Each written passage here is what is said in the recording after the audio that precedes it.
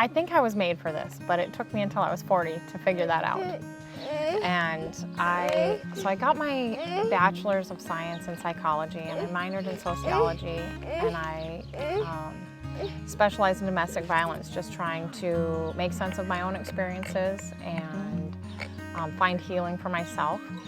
And with that history, helping others to find hope and healing is where my heart is at. And so I just feel it's my passion to have compassion and protect and provide anything that kids need to find healing and hope, and thrive. Yes, absolutely. Kids with higher needs present many more challenges. And you worry about all kinds of things, keeping kids with high medical needs alive, for example. Keeping kids safe from each other in some cases. And just preventing further damage for kids who've experienced trauma. But in the long run, it really all pans out. You find that sometimes the biggest emotional struggle is with ourselves. But with trauma and high needs kids, it's often uncharted territory. And so you learn to grow with them, and you make the best of the situation, and you fail and you get back up and you do better the next time. And what seems scary in the beginning is just fine in the end. So.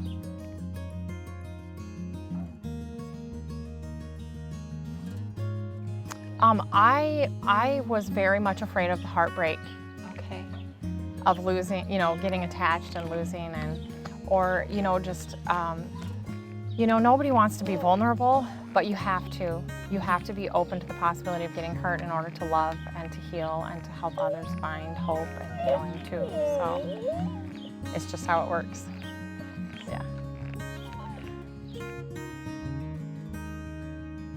We needed a house when we decided to do adoptive or foster care. And so we bought an old gutted house, and we rebuilt it ourselves. And another thing that comes to mind is when we were doing our training, Jill had said, draw a big circle and write in it all of your responsibilities and the things you're involved in. And we did that, and it filled up really fast. And she said, "Do you have time for this?" And I said, "Oh, we're going to make time for this." So another thing I learned quickly was to say no, to keep our home open and safe for kids, for foster kids. And so.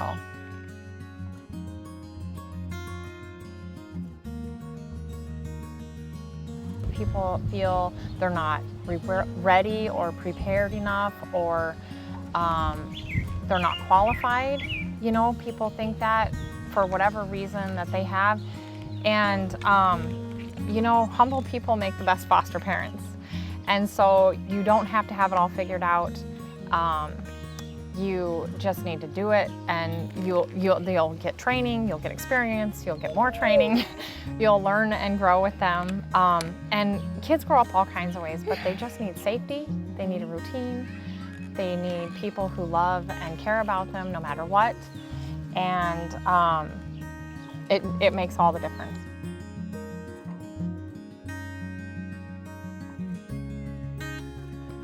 LSS is amazing. They have always been supportive. They, from the start, just explaining what to expect, what was expected of us. We've had some tough placements, and they have just walked with us through everything. Family support has been amazing for Henry, and they have helped us with things like this honey bear, anything that accommodates him to be able to help himself more. They have handicapped our bathroom so that he can have baths in there. They have put a ramp on our house. And then Lifescape is amazing. He's had therapies with Lifescape. From about 4 months to 3 years, he had therapies with Birth to 3. Okay. They came to our house, and now those same therapists see him at the school, which is super helpful for Henry because he knows them and they're familiar and he feels safe with them. Yeah, there's a lot of support out there.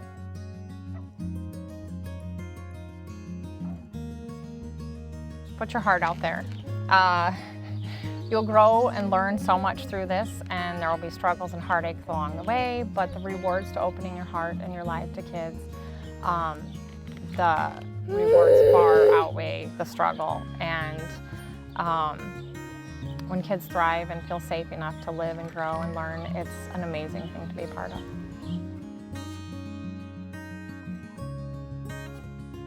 What really keeps me going is the moments, the milestones, when they meet a milestone and they do something for the first time that you thought they would never do.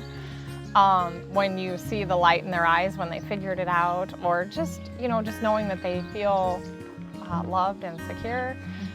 It's a funny thing because I always thought, because I always wanted to be a mom, I always thought that baking and building sandcastles and all that would be, the best parts of it. But turns out that's a lot of work, and you do it because those daily things are what leads to the moments that make it worth it, that melt your heart and just say, oh my gosh, this is awesome.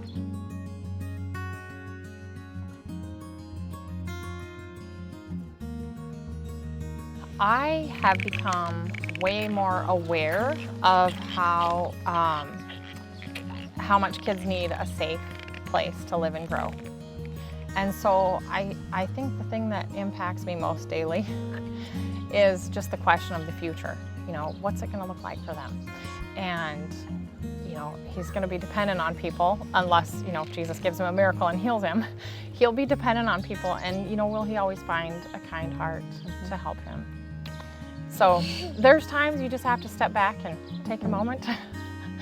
But that's why I do what I do.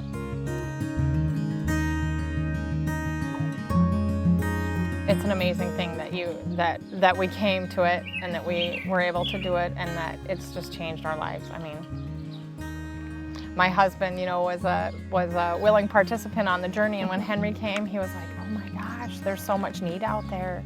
There's kids that really need safety and love, and he went from willing participant to this is what we do, and so it's pretty awesome.